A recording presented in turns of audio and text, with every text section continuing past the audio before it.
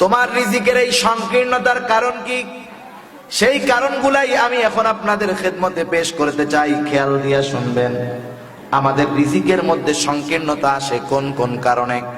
যদি আমরা রিজিকের মধ্যে প্রশস্ততা আনতে চাই, এই বিষয়গুলোও আমাদের খেয়াল রাখার দরকার। আল্লাহ তাআলা এবার ওই ধরনের মানুষদের কথার জবাব দিয়ে বলেন, কাল্লা, তোমরা যেই কথা বলতেছো এটা কখনো নয়। তোমাদের সম্পদের সংকীর্ণতা, রিজিকের সংকীর্ণতা আসার অন্যতম কারণ হলো কাল্লা বাল্লা তুকরিমুনাল ইয়াতীম। মানুষের রিজিকের সংকীর্ণতার এক নাম্বার কারণ হলো আল্লাহ বলতেছেন যে তোমরা ইয়াতিমদেরকে সম্মান করো না। ইয়াতিমদেরকে সম্মান করো না অর্থ ইয়াতিমের হক তোমরা যথাযথভাবে বুঝায় দাও না।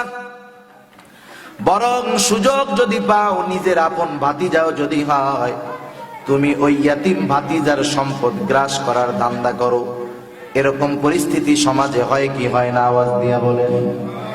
ইয়াতিমদের সাথে তো এমন আচরণ করা যাবে না। ইয়াতিমদের সম্পদ যারা ভোগ করে, এদের চরিত্র আর আবু জেহেলের চরিত্রের মধ্যে কোনো তফাৎ নাই।